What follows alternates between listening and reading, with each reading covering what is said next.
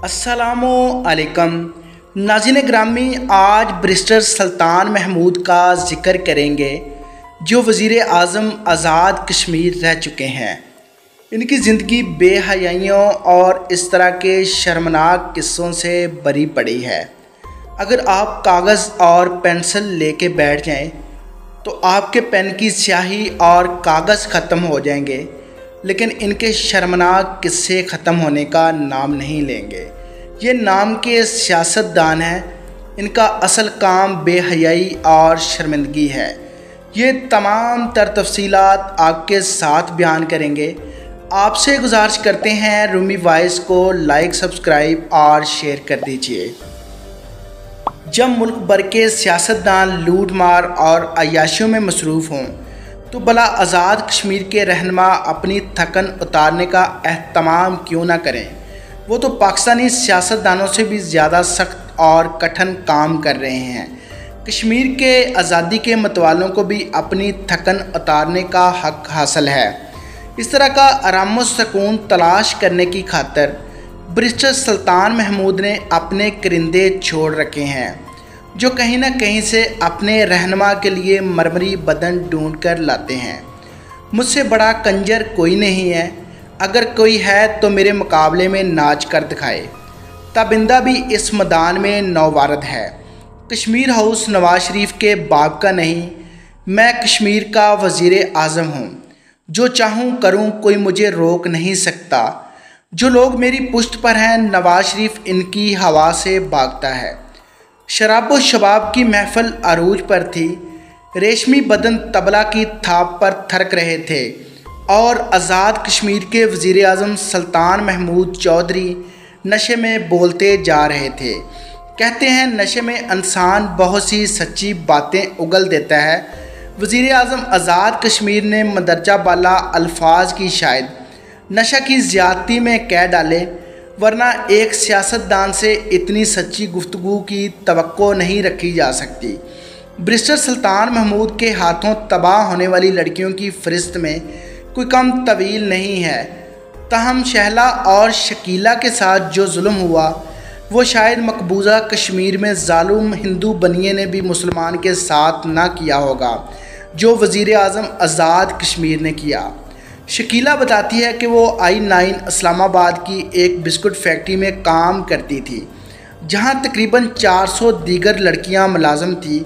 लड़कियां जो सुपरवाइज़र और नाइट शिफ्ट इंचार्ज थी, इसमें शक नहीं कि वो हुस्न जमाल में अपनी दीगर साथियों से यकता थी, लेकिन उन्होंने हमेशा मेहनत की अज़मत को मुकद्दम जाना। इसी असूल के ताबे वो फैक्ट्री में काम कर रही थी। इस बिस्कुट फैक्ट्री का डायरेक्टर तारक मसूद नामी शख्स था, जिसका बैरिस्टर सुल्तान महमूद चौधरी के साथ बड़ा दोस्ताना तल्लुक़ था। वो बैरिस्टर सुल्तान महमूद चौधरी की तरह शराब व शबाब और हुस्न शबाब का रसिया है। इस किस्म की हरकत की वजह से इसने फैक्ट्री को दिवालिया बना दिया। कारकुन बेरोज़गार हो गए, फैक्ट्री बंद होगी, हम लोग घरों को चले गए। एक दिन बैरिस्टर सुल्तान महमूद चौधरी का सेक्रेटरी एजाज और ड्राइवर राशिद इसके पास आया और कहा, तुम्हें आज़ाद कश्मीर गवर्नमेंट में सरकारी नौकरी दी जा रही है, वज़ीर आज़म से मिलने चलो। इसने कहा, हर चंद के मैं आप लोगों को जानती हूँ, आप पहले भी फैक्ट्री में आते रहते थे, लेकिन इस तरह आपके साथ चलने को तैयार नहीं हूँ। अगले दिन वो जमीला एंटी नामी खतून को साथ लेकर आ गए, जो बिस्कुट फैक्ट्री में काम करती थी और तारक मसूद के एतमाद की औरत थी।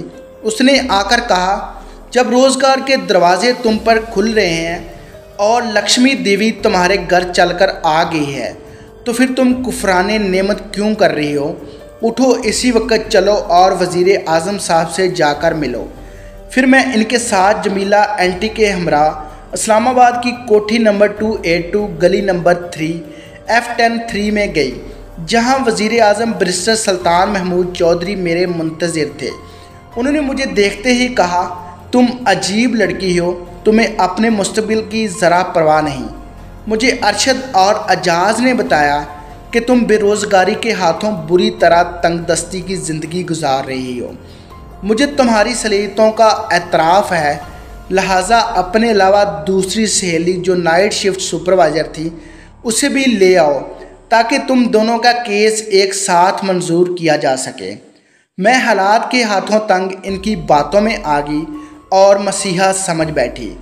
मैं समझ रही थी कश्मीर की आज़ादी और इसकी तहरीक में लुटने वाली असमतों का बरम रखने वाला वज़ीर आज़म कितना बड़ा और शफीक है, जिसने मुझ जैसी बेसहारा लड़की को रोज़गार देने के लिए कितना तरद्दद किया है। मैं अगले दिन मुकर्रर वक्त पर अपनी दूसरी साथी को लेकर अरशद के हमरा इसी जगह पहुंची जिसका पहले जिक्र कर चुकी हूं। हमें ड्राइंग रूम में बैठा दिया गया जहां वज़ीर आज़म आज़ाद कश्मीर बैरिस्टर सुल्तान महमूद एक तस्वीर में जाए नमाज पर सजदा रेज़ था, एक और तस्वीर में बेनज़ीर के साथ विराजमान था और इसी तरह की चंद एक तस्वीर उनके ड्राइंग रूम में लगी हुई थी। ड्राइंग रूम के एक कोने पर गिलाफ में लिपटा हुआ कुरान पाक मौजूद था। कुरानी आयात पर मुश्तमिल कलीन भी दीवार पर आवेज़ा थे। ऐसा लगा जैसे हम बहुत बड़े सूफ़ी की बैठक में आ गए हैं। हम दोनों बेरोज़गार सहेलियां अभी इन ख्यालात में खोई हुई थी कि बैरिस्टर सुल्तान महमूद चौधरी को देवता समझकर इनके बारे में एक तसव्वुराती खाका बना रही थी कि बैरिस्टर साहब कमरे में दाखिल हुए। हम एहतरामन खड़ी होगी। उन्होंने कहा कि नहीं, आप बैठें, आप दोनों बहादुर लड़कियां हैं। पख्तून होने के नाते आप जुर्तों और हिम्मतों की दास्तानें हैं। इसके साथ ही ड्राइवर अरशद 3 गिलास शरबत लेकर आ गया। एक बैरिस्टर सुल्तान महमूद को दिया और 2 हमें दे दिए। हमने गूंद बढ़ा तो वो शरबत कड़वा था। हमने कहा हम ये नहीं पिएंगी, जिस पर उन्होंने कहा दरअसल ये पेप्सी है जो ऊंची महफिलों में पी जाती है। वज़ीर आज़म से कम मर्तबे का आदमी इसे अफोर्ड नहीं कर सकता। तुम खुशकिस्मत हो कि वही पी रही हो जो शाहों की महफिलों में पिया जाता है। इनकार मत करो।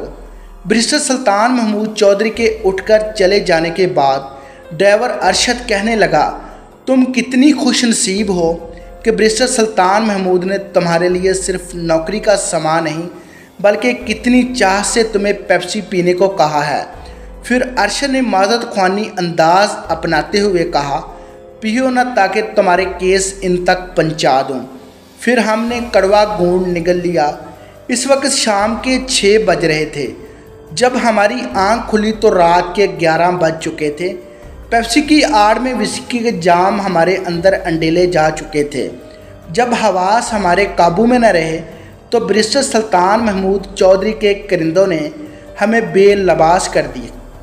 हमारी वीडियो फिल्म बनाई गई, तस्वीरें खींची गई और जब हम होश में आए तो कमरे में मौजूद टेलीविज़न पर फिल्म चलाकर दिखाई गई। फिर पोलराइड कैमरे से बनाई गई तस्वीरें हमें दिखाई गई। इसके साथ ही कमरे में रखा हुआ कुरान मजीद बैरिस्टर सुल्तान महमूद चौधरी ने बारी बारी हमारे सर पर रखा और कहा, आज की मुलाकात का किसी से जिक्र ना करना, इसमें तुम्हारी बेहतरी है। हम जब बर्बाद हो चुकी, हमारी असमतों बड़ा आंगन लुट गया। हम बूझल कदमों से घर की तरफ निकली तो अरशद हमारे रास्ते में आ खड़ा हुआ और कहा, तुम लोगों को घर तक छोड़ आता हूँ। हमने इससे कहा, अरशद तुम पर खुदा की लानत, हम मेहनतकार लोग थे, हमें तूने बदकार बना दिया। वो कहने लगा, मैं हल्फन कहता हूँ तुम्हारे साथ गनूदगी के आलम में कोई बेहूदगी नहीं की गई, सिर्फ तस्वीरें बनाई गई हैं। हमने इससे पूछा, इस सारे खेल की क्या ज़रूरत थी? हम इतने बाअसर लोग नहीं थे, फिर किस चीज़ का इंतकाम लिया गया? तो गाड़ी में बैरिस्टर सुल्तान महमूद चौधरी का सेक्रेटरी एजाज बोल उठा कि तुम दोनों जब किसी लड़की को बैरिस्टर सुल्तान महमूद से फ़ारग होने नहीं देती तो इन्हें इस बात का रंज पहुंचता था। उन्होंने वो बात ज़हन नशीन कर ली थी। मैं बैरिस्टर सुल्तान महमूद चौधरी से कहूँगा कि वो तुम्हें तुम्हारी तस्वीरें और वीडियो वापस कर देंगे। वो जेब की तरह दिल के भी गनी है। इस तरह चंद दिनों बाद इस उम्मीद पर अरशद हमें साथ लेकर चला गया, हमें तस्वीरें वापस कर देगा। वो हमें F10-3 वाली कोठी में ले गया तो बैरिस्टर सुल्तान महमूद चौधरी ने मुझे देखते ही कहा कि मैं तुमसे शादी करना चाहता हूँ। शकीला ने बैरिस्टर सुल्तान महमूद चौधरी से गुजारिश की, आप होश में नहीं हैं, मैं आपसे तस्वीरें लेने आई हूँ, उम्र भर का नबा करने नहीं।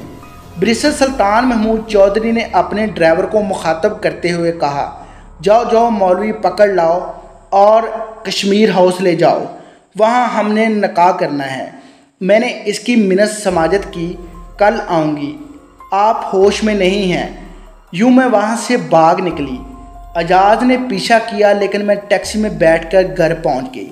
चंद दिनों बाद मैं दूसरी साथी शहला को साथ लेकर बैरिस्टर सुल्तान महमूद चौधरी के वादे के मुताबिक तस्वीरें लेने गई तो उसने कहा, तस्वीरें वगैरह नहीं मिलेंगी, मेरे दोस्तों को खुश रखो जिनसे मैंने वादे कर रखे हैं।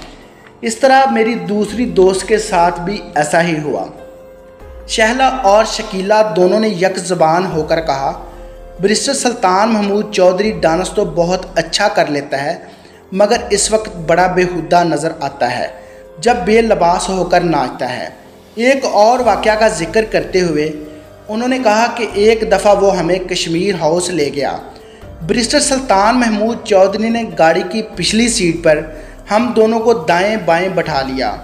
कश्मीर हाउस में दाखिले के वक्त बैरिस्टर सुल्तान महमूद चौधरी ने तरंग में आकर कहा, मैं कश्मीर का वज़ीर आज़म हूँ, कश्मीर हाउस मेरा है, नवाज शरीफ के बाप का नहीं। यूँ तस्वीरों के मुतालबे की आड़ में हम कई बार कश्मीर हाउस गए, कई दफ़ा गाड़ी की डिग्गी में बिठाकर ले जाया गया और हमें वहाँ बैरिस्टर सुल्तान महमूद चौधरी के दोस्तों का दिल बहलाने के बहाने दोस्त में जोंक दिया जाता। अक्सर डांस की महफिलों में फिल्म डांसर ताबिंदा भी बैरिस्टर सुल्तान महमूद के साथ महव रक्स होती, जो टीवी सीरियल मिस्टर जे में काम करती रही हैं। हम अपने घर वालों से भी जिक्र करने से खौफज़दा थे। मुआशरा और हालात भी हमें इजाज़त नहीं देते थे कि अपने लुटने की दास्तान सुना सकें। अरसा तक मुख्तलिफ अखबारात के एडिटर्स को टेलीफोन के बाज़ कई एक के पास भी गईं, लेकिन हमारी शिकायत को कम और जिस्मों पर नज़रें ज़्यादा ठहरती। वो दोनों जब ये दास्तान सुना चुकी थी तो इनके चेहरे मारे शर्म के ज़मीन नापने लगे हुए थे। इन दोनों ने बैरिस्टर सुल्तान महमूद चौधरी से आखिरी मुलाकात का जिक्र करते हुए कहा, 13 दिसंबर 1998 ईस्वी की एक सर्द शाम थी जब बैरिस्टर सुल्तान महमूद चौधरी का सेक्रेटरी एजाज और ड्राइवर अरशद हमारे पास आए और कहा, बैरिस्टर सुल्तान महमूद ने हल्फन कहा, आप आएँ और तस्वीरें ले जाएं। हम इनके साथ चली गईं। वो मकान नंबर A273 F10-4 में हमें ले गए। वहाँ बैरिस्टर सुल्तान महमूद चौधरी के अलावा बरतानिया से आए हुए इसके दोस्त चौधरी हमीद और अखबार नवीस तौसीफ़ अहमद भी मौजूद थे। हमें देखते ही उन्होंने कहा, वो आ गई जिनका इंतज़ार था। फिर इसके साथ बैरिस्टर सुल्तान महमूद चौधरी ने कहा, आप लोग गपशप लगाएं, मैं आपके लिए मुर्गा पकाता हूं। बैरिस्टर सुल्तान महमूद चौधरी इस घर में मौजूद किचन में मुर्गा पकाने चले गए। एक बार हाथ में चमचा उठाए ड्राइंग रूम तक आया और कहा, अभी तक आपने बाकायदा गपशप शुरू नहीं की, और फिर ऊंची आवाज़ में डक लगाकर उछलता कूदता किचन की तरफ चला गया, जबकि शकीला तौसीफ़ अहमद के पास बैठी रही। तौसीफ़ ने जब शकीला से फ्रैंक होने की कोशिश की तो उसने इसका हाथ झटक दिया, जिस पर तौसीफ़ ने कहा, मैं बैरिस्टर सुल्तान महमूद का दोस्त भी हूँ और मेहमान भी, और इसके मेहमानों का ख्याल न रखने वाले लोग घाटे में रहते हैं। तुमने मेरा हाथ झटक कर अच्छा नहीं किया। हम दोनों के दरमियान जब तू तकार बढ़ी तो डक की आवाज़ में हमारी दीगर आवाज़ें दबकर रह गईं। अचानक अरशद कमरे में दाखिल हुआ और बैरिस्टर सुल्तान महमूद को सूरत हाल से आगाह किया तो उसने आकर कहा, बेवकूफ़ मत बनो, उठो और नाचो। इसने साथ वाले दरवाजे पर दस्तक दी और शहला और हमीद को भी बाहर बुलवाया। सबके हाथों में हाथ डालकर एक जंजीर बनाई और डेक की तान पर नाचने लगे। वो कभी मेरा हाथ तौसीफ़ के हाथ में देता, कभी तौसीफ़ के हाथ शकीला की तरफ खींचता और कभी अपने हाथ हमारे जिस्मों में देता। वो बौला हुआ जाता था। हम एहतजाजन वहाँ से बाहर निकल आए। बैरिस्टर सुल्तान महमूद अंदर रुक गया और अरशद और अजाज भागते हुए आए और कहा, तुम लोगों ने अपने लिए खुद बदनामी के रास्ते इख्तियार किए हैं। हम जब ये तस्वीरें कल मार्केट में फेंकेंगे तो तुम लोगों के होश ठिकाने आ जाएंगे। बस इस वक्त हमने तहैया कर लिया कि तस्वीरें फेंकें या वीडियो, हम मज़ीद ब्लैकमेल नहीं होंगे। हर चीज़ की कोई हद होती है। इसकी सबसे बड़ी ख्वाहिश ये थी कि जिन लोगों से काम निकलवाना हो वहाँ उन जैसी लड़कियों को बतौर नुमाइंदा दिल पशौरी करने भिजवा देता है। तीसरी लुटने वाली लड़की शाजिया ने भी इनके साथ आपस आना था, लेकिन इसके अस्काते हमल के बावजूद वो नहीं आ सकी। अलबत्ता उसने अपना बयान हल्फी, टेलीफोन गुफ्तगू और चंद दीगर शवाहद पहुँचा दी। हुर्मत ने तीनों लड़कियों की रुदात की तस्दीक के लिए जब सुल्तान ज़ीवकार के करीबी हल्कों से रब्ता किया तो वो चूँकि आज़ाद खित्ते के वज़ीर आज़म हैं, इसलिए आज़ादी उनका बुनियादी हक़ है, चाहे वो मादर पदर आज़ादी हो या कोई और। इसके लिए वो अपने बुनियादी हक़ से दस्तबरदार नहीं हो सकते। इन हल्कों ने भी ये बताया कि जब वो तरंग में आते हैं तो कहते हैं कि आज़ाद खित्ते में एक आज़ाद माशरा का क़याम लाना ज़रूरी है। अगर हम आज़ाद माशरा कायम नहीं करेंगे तो बैनुल अक़वामी बरादरी हमारे आज़ादी के नस्बल आइन को कैसे समझेगी। नाज़रीन गिरामी, उम्मीद करता हूँ आपको ये इबरतनाक और शर्मनाक स्टोरी ज़रूर पसंद आई होगी। आपसे इजाज़त चाहते हैं।